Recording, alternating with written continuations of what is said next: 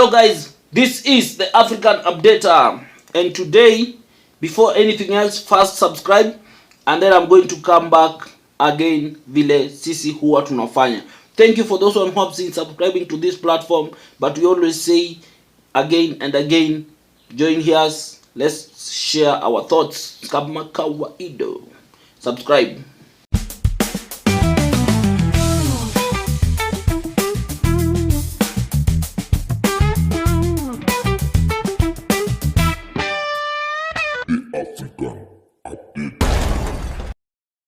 Yes, so thank you for subscribing. So there's this video of this MP who was saying something on live television. I want you to listen and then I'm going to come back and give my reaction. Kama kawaida vile tunasemanga hapa, no one is always wrong and no one is always right. Na lazima to back everything na makalatas, lazima tulete makalatas. Yes. The independence of parliament is a mirage, Sam. And why I say this is because it narrows down to the personal, individual members of parliament.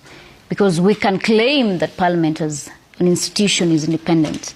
But then I, as Njeri Maina, member for Kirinyaga County, can be influenced not to act in an independent manner anytime I'm voting on the floor, anytime perhaps we have a government agenda. And I think what we hear from Orengo is we've heard other people from Azimio, or quote-unquote ODM speak, and you can tell they're conflicting statements. And you can tell that it seems that even ODM has not decided yet whether it wants to be in government or out of government. And what I can say is that for Orengo, he's a very senior ranking member of the ODM party. You know, he's been in the trenches since the time when they were fighting for multi-partyism in Kenya. So to hear what he says right now, of course we have the other side, the people who are happy that now they got CS positions. You know, my good friend Opio, who was a leader at the House, Mbadi, who was very vehemently opposing any Kenya Kwanza policy, who's now running government agenda on treasury and finance. So it's quite interesting, you know, and I say this because Kenya is quite an interesting place to live in. And you see, the Parliament of Kenya does not exist in isolation. So all these political issues, and I must insist, and perhaps maybe the disagreement I have with my colleague is that politicians also do not act in a vacuum. There are procedures that were set in regard to how parties should withdraw from coalitions. Perhaps they were roadblocks that were put intentionally by the people who were then in power. Right. And we cannot also overlook the same. So for me... Yeah, so thank you guys. I believe you watched that that MP. She was saying something very, very important on why it is so hard to think independently as a member of parliament. I want to get me clearly. I shared this thought with someone a while back. And now I think I'm ready to share it here because this MP captured very well. Remember, you have a member of parliament. You have been elected by the people, but you have been sponsored by your party. Maybe you have been sponsored by UDA, ama ODM, but you're elected by the people. Now you go to this house. See, the fact that you have been elected you have been nominated, yani you are from a particular party. The law requires that you remain loyal to that party, which is okay. But you remember, you are also this one person who you have also been voted to by your people. So you are answerable to your constituents. You remember?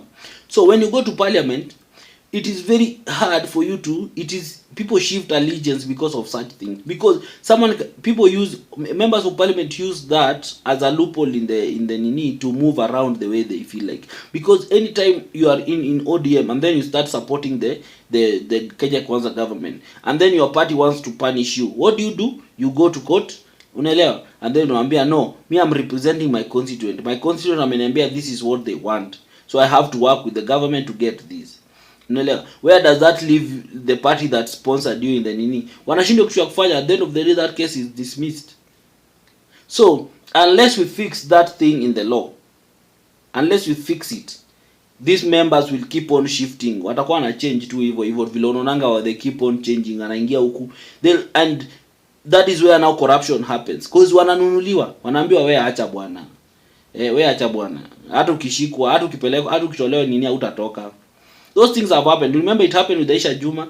He went to court, he remained as ODM but still working for Jubilee until election ikafanyika. Unaona, those things happen.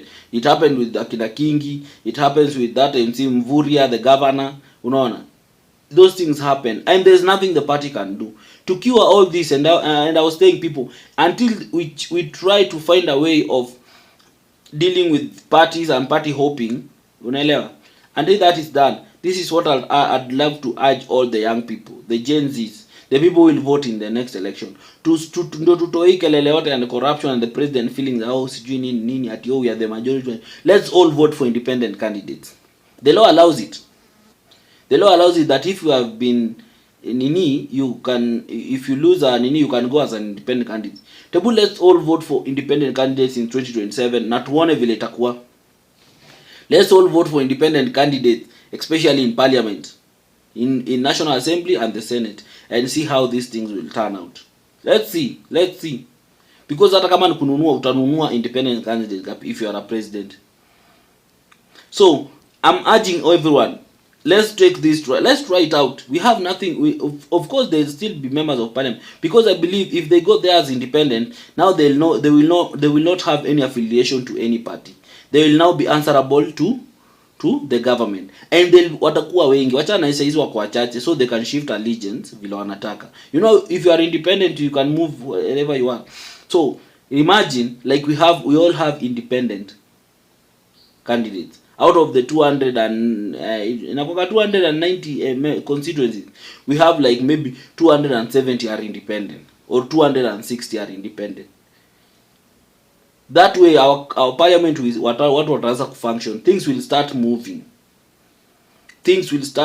Ile serious. So you guys, you think about it, but me personally, I feel like there's some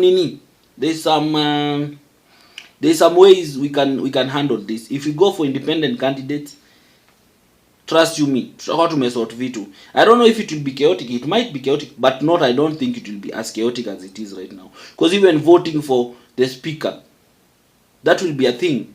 Because this majority and the minority thing, I don't think it's there in the constitution. Maybe someone can correct me in the comment section.